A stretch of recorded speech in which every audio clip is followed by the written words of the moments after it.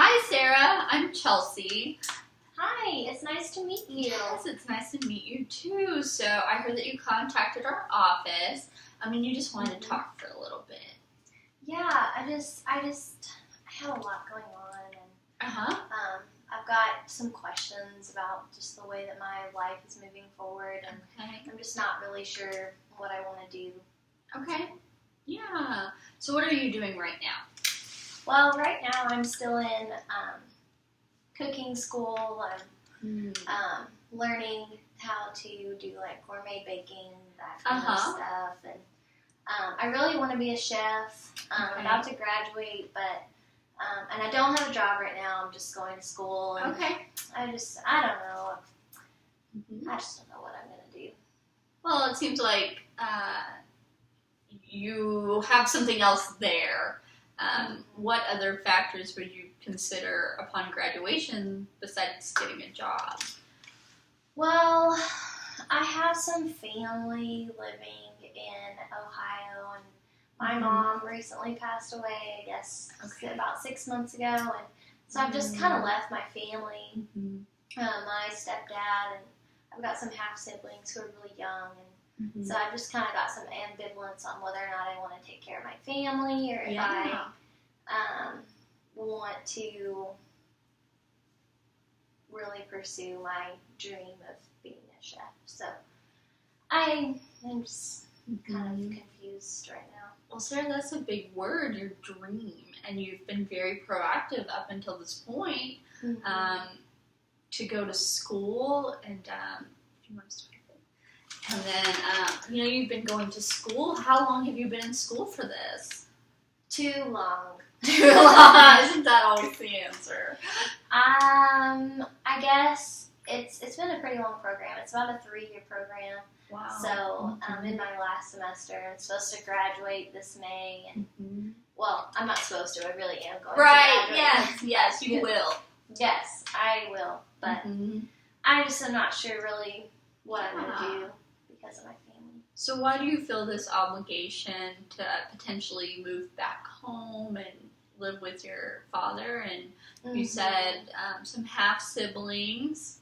Well, I have 3 half-siblings and then 2 biological siblings. Oh, so wow. There's 6 of us. Yeah, there's a lot of us. And are all 5 of those siblings in the household currently?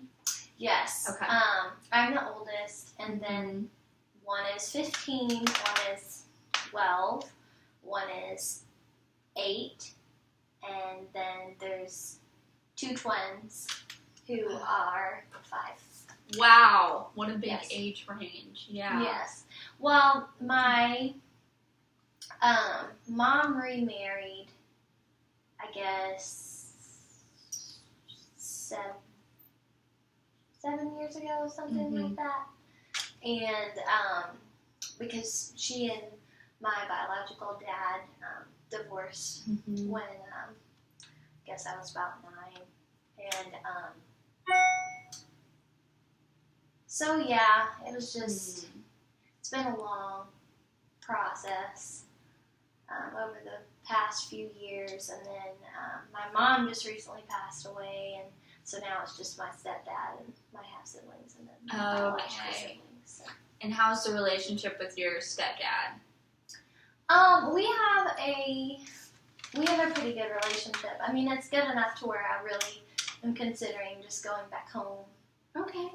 So, and does he have anybody helping with the children?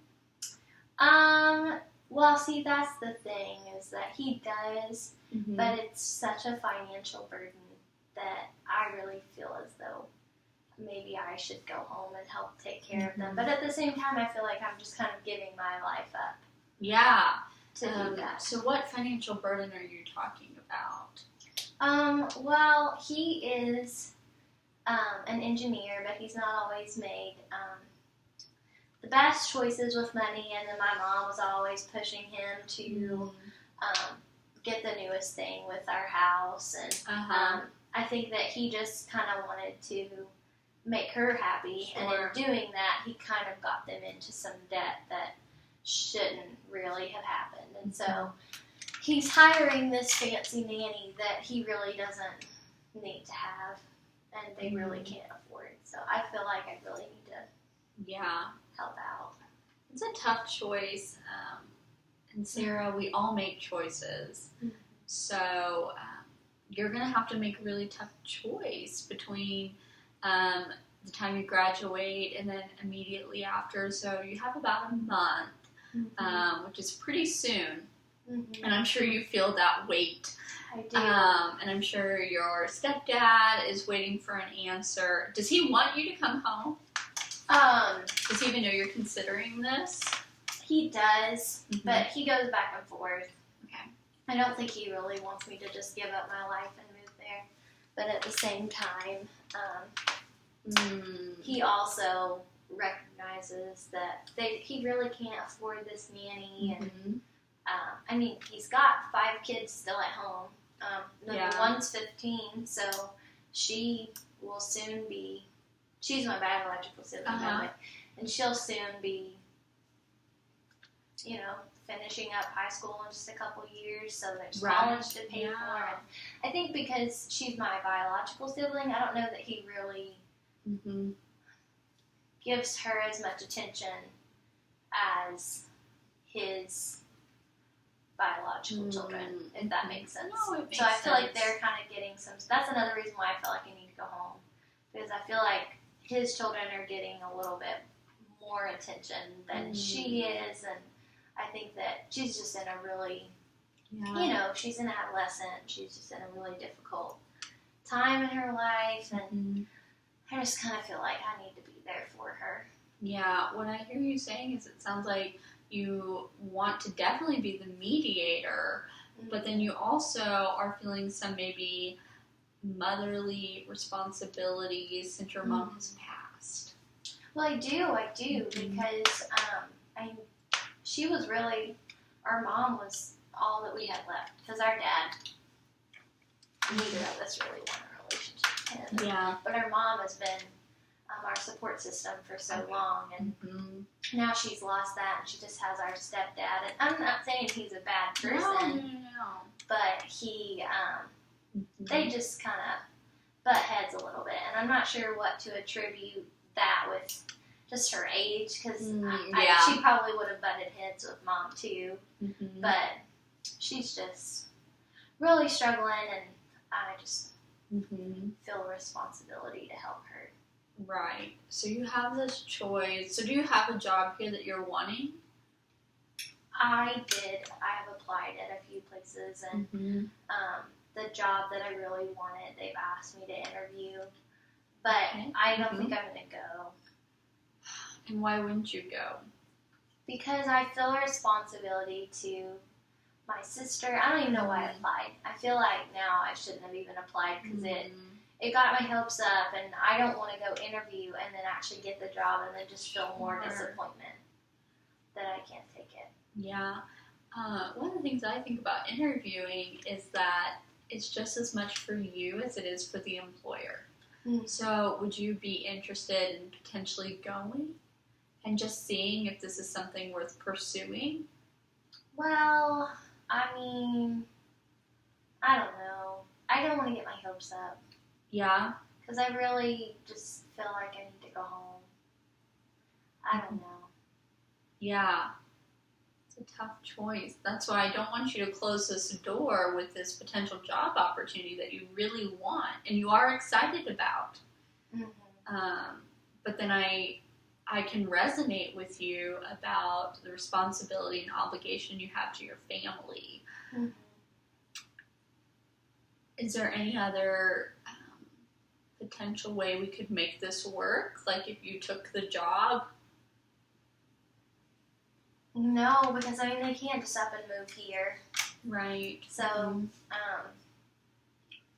I don't know. I guess maybe I could apply back home. Yeah, is there anything of the same caliber back home that you would want? It's a real small town, so probably just a local diner, something like that. Which I don't really want to flip hamburgers. Yeah. So. Would that limit your creative opportunities as a culinary chef? Yeah, I mean a little bit. Actually a lot. Yeah. I don't know.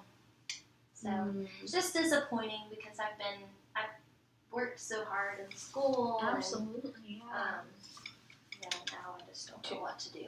Do you think you would be feeling this way if your mom was still living? Because they would still be in the same magnitude of debt that they're currently in?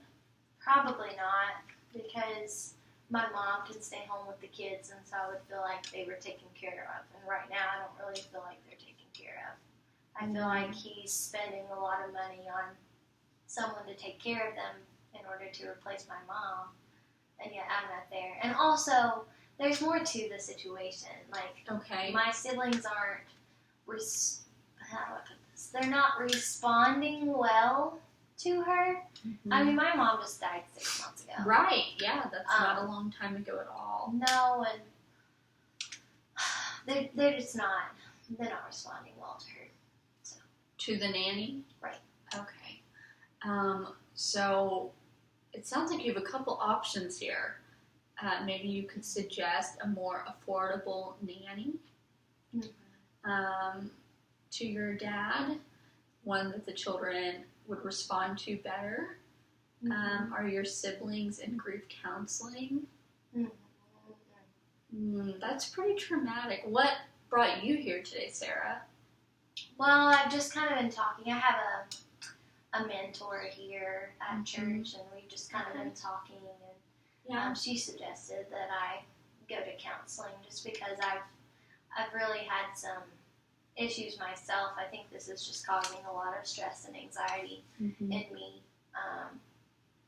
I just all of a sudden will just break down shaking and crying. And Sarah, I'm so sorry to hear that. It's just been really hard because I want to be there for my family, but I also want to have a future and and get married and have a family of my own. And but I feel this heavy burden on me and responsibility. And I do have the support system at my church, however, but they've encouraged me to come here because they realize that I'm not doing things very well on my own right now.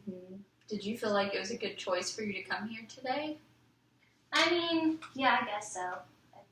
Yeah. I don't know. It's not like I haven't talked about this stuff. So. Right. But I just don't really know what to do. Like I said earlier, I just have an ambivalence on what the right choice is to make. Has your church family, was that the first time you'd thought about going to counseling? Well, because I go to culinary school, like most colleges, they have a counselor on campus, but it's with such a small cooking school, they don't quite have those kinds of opportunities. Right. So. Yeah, so do you think maybe your dad or your stepdad has even considered going to counseling with the children? Probably not. He's not really that type of a person. Would you say that you were that type of person before it was suggested to you? I mean, I think I'm a little more open-minded. Sure. He's pretty closed-minded, especially since my mom died. He got out of church, and now he's just living at home with, well, I mean, he works, but he's been getting into some other things that he probably shouldn't be doing, which is another reason why I'm concerned for my siblings. There's a lot of different it sounds like you're very worried about your siblings, but Sarah, you're very young, and you're also the child in this situation. And so, while you are old enough to make a decision, and I think that if you choose to move back home and take care of your siblings, I think that's very admirable. I want you to know that you're also the child in this situation. And so you need to do what's best for you. And so I think a couple things to consider would be maybe asking your dad to find a new nanny, especially one that's more affordable. Offering counseling, just suggesting, he doesn't have to go, but maybe he'll take the children so that the children can grieve their mother, especially the younger they get. And even as a teenager, processing those emotions can be very difficult. And you're experiencing it too now. It's very difficult to lose someone so close to you, your own mom. And then, what if you took the job here? Would you be willing to send some money home instead? Well, I hadn't really thought about that. I mean, I would definitely be willing to send money home, but I'm terrified of what my dad will do with it. Whereas if I move there, I know where the money's going. I feel like I can help get him, because he's been spending money on, like, he kind of started drinking a little bit after my mom died, and I think that's just his way of coping with this situation. Absolutely. But I don't want to send money and then him get it and then spend it on things. No, I think that's a very wise decision. So are you concerned for your sibling's safety? As it applies to his drinking? I haven't been there. My siblings have asked me to come. Because they don't want to be there. And like I said, they don't really like the nanny either. So I'm not entirely sure what's going on. I at least need to go up there for a week just to try to see, like. When's the last time you've been home? It's been probably 6 months since my mom's funeral. Wow. So I haven't had the chance just because of school and everything's been so crazy, especially with being the end of the semester. I have so many assignments. So. Well, and it sounds like you lived away from home for the last 2.5 years before your mother's passing. So we're now gaining on 3 years. Is that correct? So actually a little older than that, but yeah. Wow. Okay. So So in some ways, your life was shaken up by your mother's passing, but you were removed. I don't think your siblings and your stepdad are removed from the situation. Yeah, well, their environment is very shaken up right now, and so I think it would be very wise of you to go home and check on them, and try to assess the situation a little bit more. Well, yeah, I know that needs to happen, which is why I'm planning on doing that soon within the next few weeks, because I'll graduate in the next couple of weeks, so I'm going to try to go right after I graduate. And I FaceTime with them, and I stay in contact. Of course, yeah. It's not like I don't have any contact Absolutely with them. I'm always looking out for them. I never thought that. Good. Yeah, and when I FaceTime with them, it's not like they have any marks on them or anything, so I don't think that he's getting violent. I don't know how much he's drinking. I just know that they've said that he comes in with a 6-pack, a few times a week. So he's definitely drinking more than I've ever known him. Actually, he didn't drink at all before my mom passed away. So this is all new to me. So I don't really know. Okay. So when is this job interview?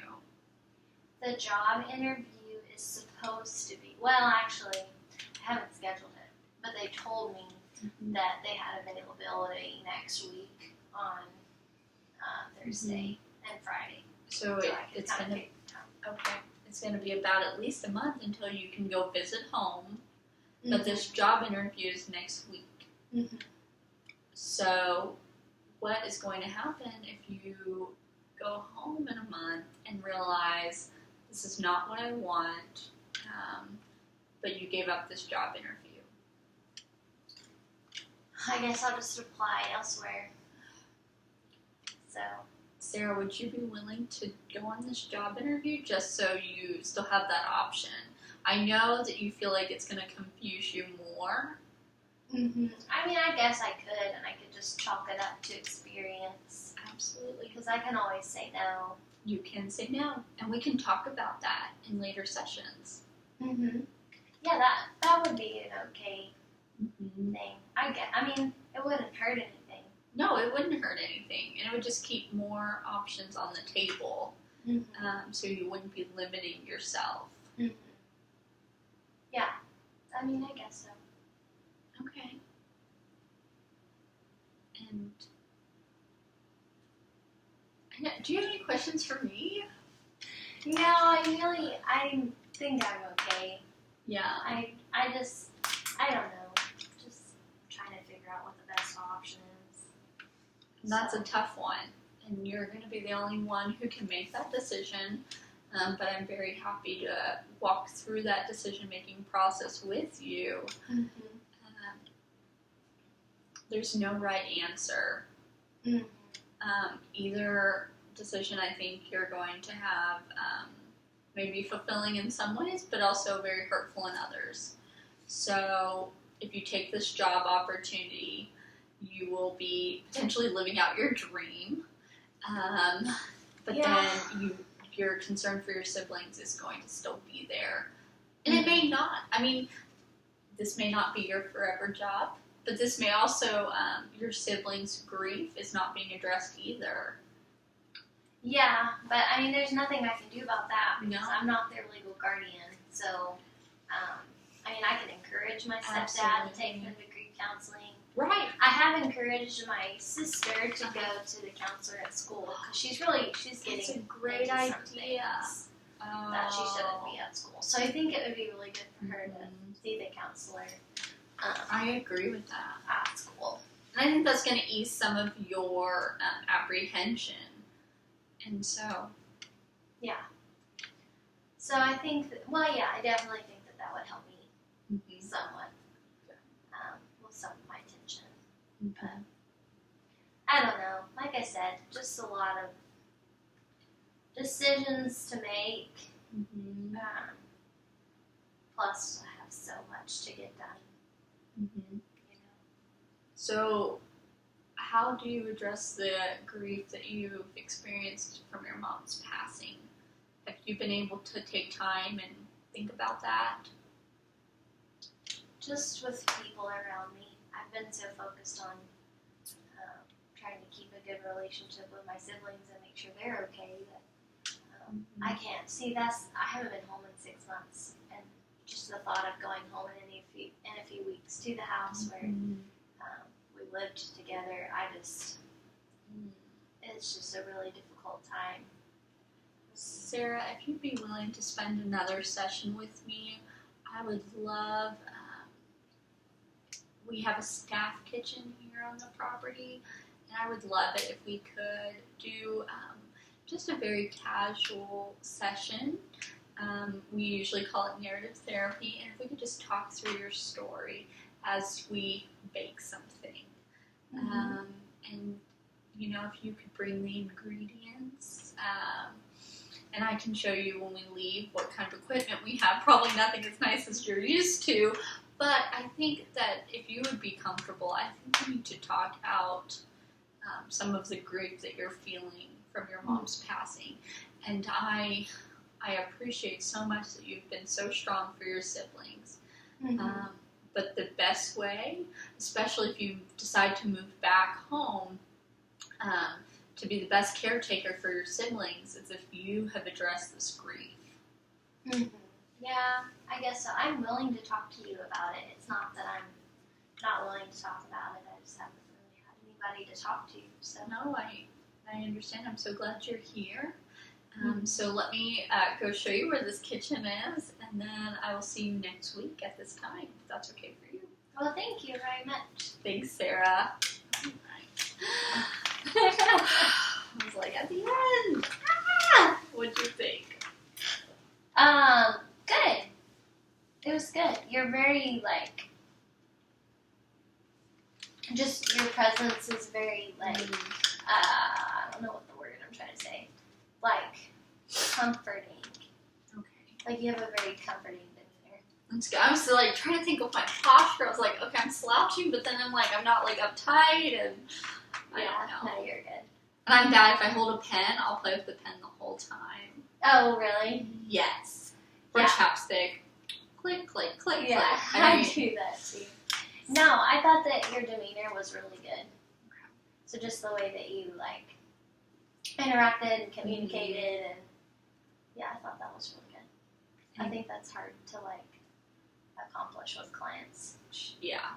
Where you have that, you just provide that air of making them feel cared for and listened Yeah. to. Yeah. So. I had to stop myself a couple times, just make sure I'm listening really well, and swipe it again. Oh. And I'm like trying, sometimes I'm like down here low, I'm like trying to give you a signal. I know, and I was like, what did you do that for? But yeah, it can be tough. Oh, but trying to make sure I'm listening and not just forming the next thought. And there was one where I really got caught up earlier in the session, not this most recent one, but like I had somewhere I wanted to go, but then something you said didn't match where I wanted to go. No, because that's what's going to happen in a real session. And so I was like, okay, you need to listen, like make sure you're listening. Yeah. I know, it got me tickled. I didn't mean to laugh at you. No! Your face, you were like, and... I got so tickled. Because, like, I could tell you were trying to go somewhere else, and you went, and then you, looked up. It was almost as though you were trying to pull something out of the air, like, in the sky. Yes. The way that it made me laugh. I'm sorry. Well, yeah, and I don't know that, like, I didn't feel like you really accomplished anything in this session, and so it was like... Well, sometimes, like, especially in a first session, I don't know that you really do. Mm-hmm. That's so true. I think you have to be okay with not accomplishing something. Mm-hmm. Just simply getting them to, like, share their story and like, hearing, like, even how I said, like, like, at the end, you kind of got to the point where I kind of shared that I had some grief as well. So I think that is accomplishing something, whether you kind of feel that or not. So after I said it, I realized, ooh, maybe I shouldn't have said that. Was it appropriate for me to say, I want you to remember you're the child? Probably not. Just because it came across as, like, you're immature. Like, you're the child, And when I tried to, so like, I think I bring that back. Yeah. Because I said a little bit later, like, I think you're capable of making this. But I also want you to know, like, this is not your responsibility either. I knew what you meant by it. You were trying to tell me that it wasn't my responsibility. But with someone else who was your client, that's when I think maybe they would have taken that. Possibly, yeah. Like in a degrading way, even though that's not how you meant it. I knew you yes, did it. So you're the child and that's not your responsibility. And you were trying to say that in a nice way.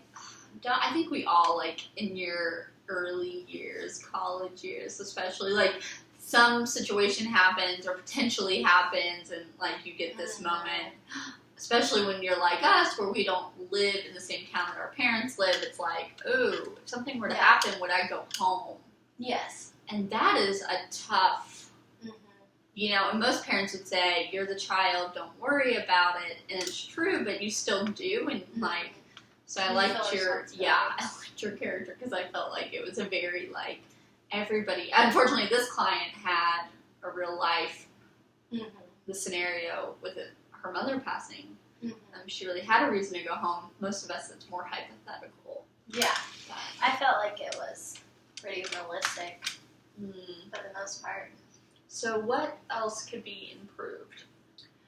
I would just say, like, more reflective statements. Okay. Like, I feel like in some instances, you were more giving your opinion. Like, I feel like you should do this, rather than saying, I feel like you're saying this. Does that make sense? Yes. So that's the one thing that I would say. Yeah. And I think there was a part earlier where I was trying to get to it, and I didn't, and then we came back to it. But, like, showing you have more options on the table than you realize. Yes. No, that was good. Okay. I liked that. Yes. No, I liked that. I just thought that, like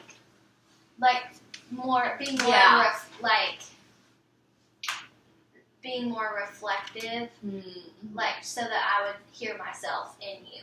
Does that make sense? Yeah. Oh, yeah. Absolutely. Rather than you being like, well, you should do this, or maybe reframing it to, well, what if you did this? Yeah. Maybe. Does that make sense? Oh, no. I mean, motivational. You were very solution-focused. Oh, no! No. It was fine. You were mixing the two, which is fine. Yes. It wasn't wrong. No, motivational interviewing is definitely the one I think is probably the best approach. However, it's the one I least feel confident in. Yeah. No, I thought you were good. You did really well. You just kind of mix the two approaches a little bit, but I think it's No, bad. now that you're saying that, I totally see it. No, it wasn't bad. No. You did a great job. Oh, thank you. Any questions or concerns? No, I think we really just talked about that, but just like I said, like, but you're never gonna really be able to just pick one approach and stick with it. So I thought it was good. And I thought my character was a little difficult in some areas because I was very like feeling a lot of responsibility and I didn't want to go your direction. Yeah, but it's like, but that is the direction you want to go. Yeah. So, yeah. So it was definitely like someone you would want to meet with again. Yeah. So, yeah. For sure. All right. So now we're going to move on. You ready? Yep. Okay. All right. Hi, Jessica. I'm Chelsea. I just want to let you know that this is a safe place. What you say in here is confidential unless you are going to harm yourself or others. Okay. Is that okay with you? Yes, I would really prefer that things that are said are not shared with other people. Absolutely not. So we met before. If you remember, I came on the unit while you were in the hospital this last week. And so do you remember me? I don't really remember a lot about last week. Yeah. They had me on a lot of different kind of drugs and You stuff. did. Yeah. So I think I remember you coming in and trying to talk to me.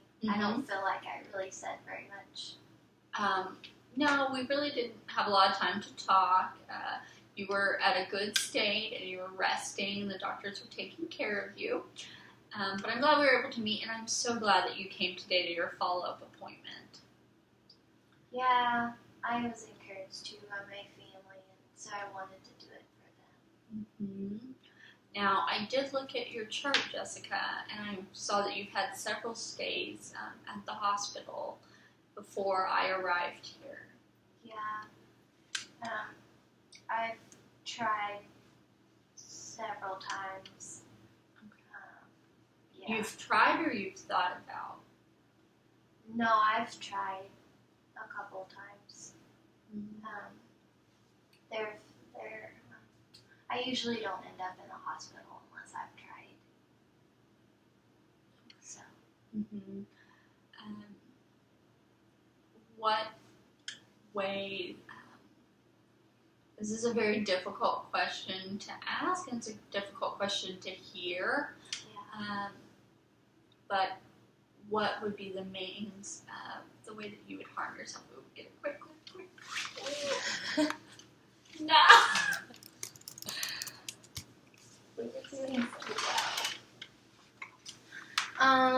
Well, do we really have to talk about this? It's really important that we talk about this. Well, you take your time. Last week, I took half of a bottle of Valium. Okay. And it apparently was very harmful to my body. And when you took that, was it with the intention of killing yourself? Yes. But the Valium is prescribed to me.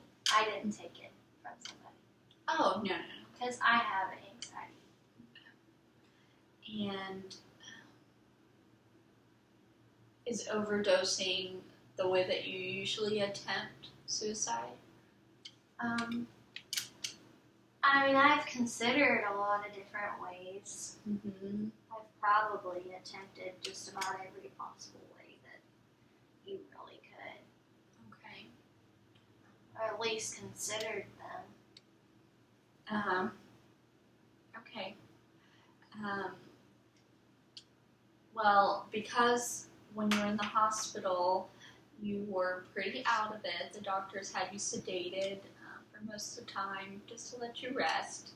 And so we weren't able to do a safety plan during that time. And I would really like to do one today. Have you ever heard of a safety plan? Yeah, they've been mentioned before, but I haven't actually done one, so I don't know how it works. Okay. Would you mind if we did one today? No, that's okay. Okay. I will walk you Give it a try. Yeah, good. So a lot of clients will put this on their fridge. And that way you know where it always is. And so if you become where you're even having thoughts or ideations or even are even thinking of attempting or about to attempt, you know where this safety plan is, and then it's always accessible to you. Okay. So the first step of this safety plan is that we talk about warning signs. So sometimes we call these triggers.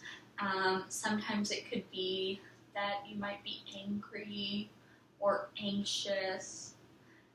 So when you are having thoughts about suicide, what are some of the emotions or the behaviors that you might have?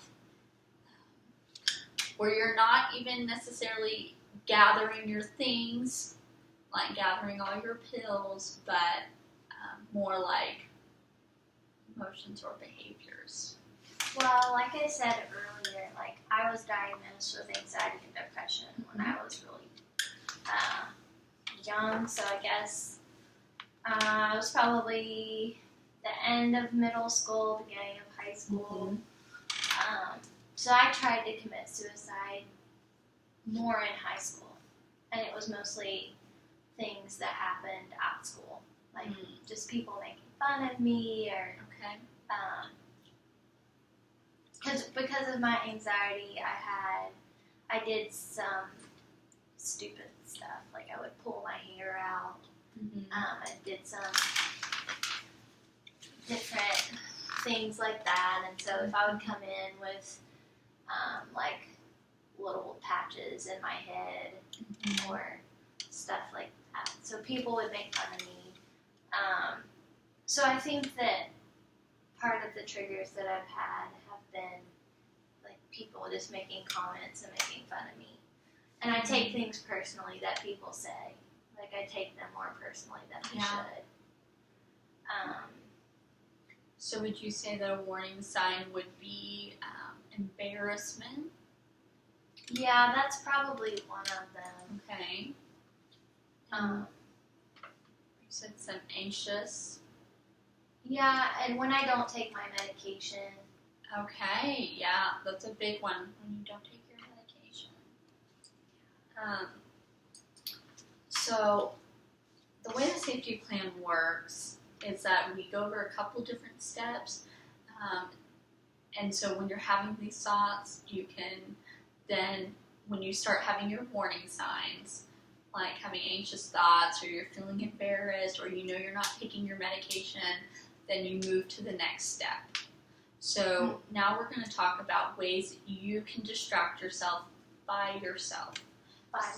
By yourself. So this means not calling anyone, not hanging out with anyone. Maybe you're at home alone. I like to watch Netflix. Is that a way of distracting myself? Absolutely, it can be. This could be a physical activity. I like to run. Okay.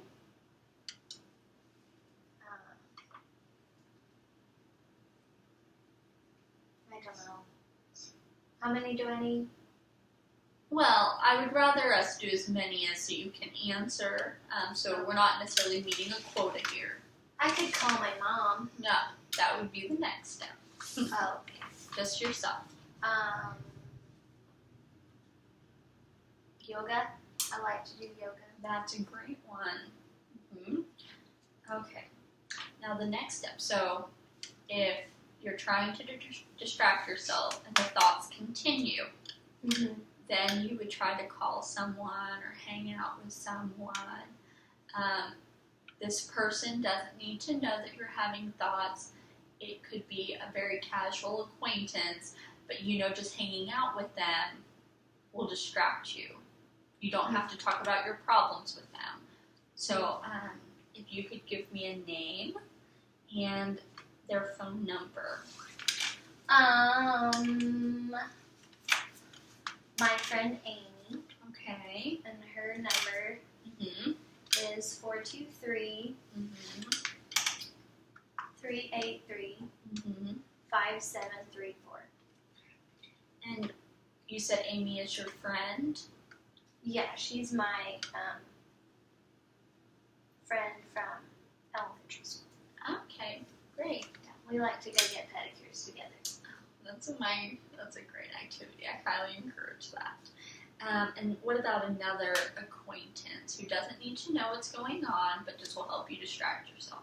I guess my friend Grace. Okay. And how is Grace your friend? We met through school. Okay. And her phone number? It's 859 756 2110. Great. And the next step, so you, the next step, so if you're not able to distract yourself with an acquaintance, these would be people that are very close to you, and you can tell them, I'm having these thoughts. Well, my fiance. Okay. And his name? Noah. And his phone number? 423 646 6181. And another person? My mom. And her number? 423 383 9665. Do you have another person that you could add to this list? My sister. And her name? Her name is Sarah. And her phone number? 423 383 3210. Your memory is excellent. Most people have to get off their cell phones for that. Thank you. Okay. Now, the next step, you're not able to distract yourself. You're not able to distract yourself with an acquaintance, and you're not able to distract yourself with someone who knows that you're having suicidal thoughts. Would be to contact a professional. Okay. This could be myself. This could be another clinician you know. This could be the ER doctor who does the admitting. Whose name would you like to put down? You can just put your name. Okay. And I'll get my phone number, and I gave you my emergency contact number as well. And then I'm also going to write the agency's number on here, and I have the suicide prevention lifeline phone number on here. Okay. I want to always be available for you, but sometimes I cannot. And it's not that I don't want to, and it's not that I want you to harm yourself, but please still try to talk to someone at the agency or at the suicide prevention hotline, because they want to help you and want you to live. Okay. I think I can do that. Thank you. Nobody's ever given me that before. I'm sorry to hear that. And the final step, which I think is my personal favorite step, and I think I'm just a safety gal maybe, but is making your environment safe. And so, Jessica, you said that pills were your most recent attempt. Yes, but those were prescribed to me, and I have to take that medication. Great. Can your mom or your fiance limit how many you have in your possession at a time? Can they make sure you only have a week's worth at a time? I guess. Is that really necessary? It's very necessary. Yeah, I guess so. Do you want to take a moment and tell me why you're resistant to that idea? Well, I just kind of feel like the control is being taken away from me. I'm sorry, Jessica, you feel that way. It's not that I want to control you or that I want to let someone else have control over your life. It's that I want to make sure that you limit your access to things. And not saying that you can't have things around that could potentially be unsafe, just making it a little bit more difficult so that in the event that you do want to harm yourself and you want to make an attempt, it's going to be a little bit more difficult so that you have time to think before you react. Well, that makes sense, I suppose. I just really would like to be able to be the one to administer my own medication because that makes me feel childish that somebody else would have to do it. But I understand. Could we maybe agree to this just for 30 days? Yeah, I could try And that. then in 30 days we can reevaluate if it would be appropriate for you to administer your own medication. Yeah, Okay. we could do that. What about other things such as guns? Do you own a gun? Yeah, I have mine concealed, Mm-hmm. but I've never attempted suicide with a gun. Okay. Would you be willing to put a gun lock on? But I would have the key, right? Mm-hmm. Could we put the key in another location? Could we put the gun lock on the gun? And maybe, where would you like to keep the gun? Do you mean like put the gun in a safe and That then lock it? No, it looks almost like a bike thing, but we could put it in a safe if that would be better. Well, I think that would be better for me because then I would feel like I could still get to it if I felt unsafe. In the safe? If I felt unsafe, Uh-huh. I could still get to it Right. because I live at home alone. Mm-hmm. So, okay. But I'm not afraid I of know. like killing myself with a gun. I've never tried. Mm-hmm. That's what I'm concerned about, that you're not afraid to do it, or that you've even thought of it. And so, would you possibly, if you're feeling safe in your home, could we maybe remove the gun temporarily? And you can have it back. It's not a forever thing. For the 30 days. I think that would be okay. Okay. I can give it to my mom. Okay. Well, I think I would rather keep the gun in my house and Okay. then give her the key. Could I do it that way? Well, if you're going to put it in the safe, I'm okay with you. Yeah, I'm okay with that. Well, because the gun is registered in my name. Right. And so she really shouldn't be in possession of it because she could get in trouble. Mm-hmm. So I would just rather put it in a safe Okay. and then just give her the key. I think that's a great idea. Okay. I can do that for 30 days. All right. Any other ways? You said you had several thoughts. Was there any other way that you've thought or attempted?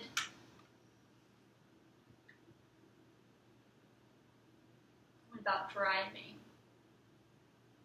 No. I've never tried anything with driving. I did try to hang myself one time, but that was a really long time ago. So do you have rope? Yeah. Could we get rid of it? Do you have another reason why you would need rope in your home? Well, I did because I had a garden. Uh-huh. But since my mental health has kind of been deteriorating lately with the suicidal attempt and my hospital stays, and I haven't really had the opportunity to garden, so I don't really have a use for it, I don't suppose. Okay. Could we get rid of the rope? Yeah. Okay. And if you love gardening, Jessica, maybe you should ask your mom or your fiance or a friend to maybe garden again. It can be very therapeutic. And so we've completed the safety plan, and I would like to talk to you about CBT for a moment. Have you heard of cognitive behavioral therapy? Yeah, I kind of heard about it. Okay. So basically, our thoughts control our actions. And sometimes, just like we did with the safety plan, we recognize our thoughts and then we try to put some new actions in place. And so it sounds like you've had some instability, you've given up some of the activities like gardening that you love. And I would like to go with you, or today I'd like to do a weekly activity schedule. And this holds you accountable. And we don't have to fill up every square. We just need to make sure that you have enough activities to maybe distract you, but also put you in a better mood. So medication's great. Medication is very helpful. But adding in things that make your life enjoyable are also very helpful. Yeah. Okay. So do you have anything that you're already scheduled to do regularly on a Sunday? Sunday's my rest day. I don't really do anything on Sundays. Do you think that's healthy? I mean, I need a day to rest. Yeah. It does get kind of boring. Could you maybe do some light yoga stretches where that's still very restful? Yeah. Okay. What time would you like to do that? Maybe 10 in the morning. Okay. I could do yoga. What else? Maybe you could schedule a meal. Yeah, I usually eat at 12 if I eat. If you eat. Sometimes I skip a couple meals if I'm just feeling down. But I usually try to eat at least one meal a day. Or I mix up some sort of protein powder. I try to get at least one meal in a day. Okay. If you were to eat your meals with other people, that might encourage you to eat. Because you have that obligation to others. Yeah. Maybe so. Do you have a friend that you could eat with lunch or dinner on a Sunday? Or yeah, family? Amy and I could eat together. Okay. Or Grace and I. She lives not too far away. So. Okay, great. So what meal would you like to eat with a friend? Dinner. Dinner? I eat dinner around 5:30 if I eat. Dinner with a friend. And so we'll leave Sunday alone because that's your rest day. Yes. What about Monday? I work. You I work? Oh, my computer's gonna die. It's supposed to work. Sorry. So what do you do when you get off of work? I just go home and just maybe eat dinner. Could you go for a run? Yeah, What time would you like to do that? like 6. 6. And what about Tuesday? Same thing. Wednesday? Wednesday, I do meet with a group of friends. Okay, what time do you do that? At 6. At 6? Meet with friends. That's great. And Thursday? Thursday, I don't know. Do you want to run again? Yeah, I need to run at least 3 times. I run a lot. I usually run about 4 days out of the week. Okay. But I have to do it like at least 3. But I usually do that later. Yeah, I do. Okay, good. Well, I'm not lately because I was in the hospital. Right. So it's been a little while since I've been back in the swing of that. And what about Friday? I don't really have anything planned, but I guess I could go for a run and then maybe see if I could go to a movie with a friend or something. All right. And Saturday, you probably don't work Saturdays, do you? I don't do anything Saturday. Okay. Except for maybe run. Okay. What time do you want to run? I usually run at like 8 in the morning on Saturday. And then And then I clean the house if Okay. if I feel up to it. So the point of this activity schedule is that even when you're not necessarily feeling up to it, you're going to stick with it. Yeah. To really help you get in a routine, and even to provide some distraction. Yeah. So what time would you like to clean? I guess about 11. And then we'll put lunch at noon. And then I'll probably clean some more after lunch. Okay. And then maybe I could watch a movie by myself, or Mm. maybe I could garden on Saturdays. That's a great idea. Mm-hmm. Okay. So it seems like you have a pretty full Saturday now. So I'm going to give this to you. Thank And you. you can take that with you, and maybe, and your safety plan. And maybe you'll be able to put those on your fridge and stick to them. And I really would like to talk about this next week and see how your schedule went. Awesome. Thank you. Thank you. I hope that my battery lasts for 4 minutes. Oh, no. Okay. That was good. What do you mean I wasn't supposed to work? It didn't say that, but usually when I do, like, the weekly activity schedules, nobody's working. Well, So I it makes didn't know. it's really fun because they sound like they have awesome days too when they do it. They're like, I'm going to go to the library, and I'm going to go downtown and do this, and I'm going to do this. I'm like, I'm going to go to this computer class. I'm like, that sounds like a great week. So they just like get to do fun things all week. They're just trying to distract themselves. See, I didn't realize I wasn't supposed to That's work. okay. My No, bad. it actually helps more because that structures your week. Yeah. So working can be very therapeutic. Mm-hmm. Yeah. No, I thought that was great. I would really struggle with me as a client. Oh. Like, really struggle. Yeah, so what went Really, you did really good. I like the safety plan. I like the schedule. I like the documents. That was good. Okay. Yeah, I think everybody should go to this training. I don't It was know that the thing, one of the improvements though, I don't think I would call this cognitive behavioral. I think I would call it task-centered. good. We got it out of a CBT book. Really? Yeah, that's where I learned it was doing the CBT group, so Well, it could maybe be it's both. Yeah. I don't know. I guess, I mean, it would be cognitive behavioral because it would be restructuring Uh-huh. your thoughts, and which would lead to action. But at the same time, it seemed kind of task oriented to me as well. Oh, yeah. Yeah. No, I So- definitely agree with what you're saying. Areas for improvement. I don't know if that's supposed if it's fading or not. I faded it so the battery would okay. last longer. I got you now. Because it, yeah.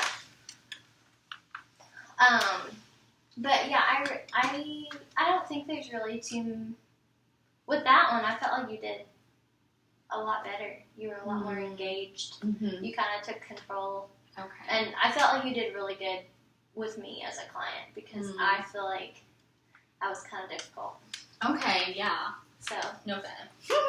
No, I was really glad to do that because this training really encourages you to talk about uncomfortable things like addressing suicide and I had been doing safety plans and now I'm so embarrassed that I ever did a safety plan before this training because just some of the wording you use and or just beating around the bush and I was glad that we were able to practice this a little bit. Yeah, no, I thought it was good. And it was uncomfortable that you asked, like, specific things. And that kind of took me off guard. And I'm like, ooh, I don't know. I never thought about it before. How can I kill myself? But if you have, it is an uncomfortable question, but it's not something. But you're quicker to answer. I Yeah. felt like I was taking a long time. And I was like, oh, if I We still kill may be myself, very how reserved would to I kill answer. myself? You'll be able to answer, but you'll be reserved. Yeah. Good. I was like, I don't know. No, but I thought it was good. You kept the conversation going, even though I would kind of shut down. So that was good. Like, you kept me talking. Mm-hmm. So I thought that was good. And I felt like that's why I was more difficult, was because I was a little bit reserved. Well, of course, after you've been in the hospital for several That's what I was days, thinking. yeah, Yeah. you're going to be difficult. So, And most of the time, people don't keep their follow-up appointments, so kudos. Thanks. Questions, concerns? No, I thought it was good. I probably maybe would have asked like where I was right now. Like, does that make sense? Dadgummit, yes. Like, yeah. you know, like kind of asked about the present. You were really focused on the future and the past, but you didn't really focus much on the present. So that's the only thing I can really think of.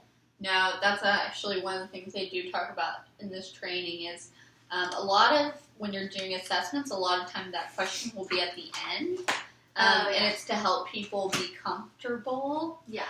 However, if I wasted my hour doing some CBT stuff and you're going to go kill yourself after our session, I should have asked that at the beginning so we could have spent the hour talking about prevention. Yeah. So I think the computer's going to die. But it is. Yay! Just save it. Save it.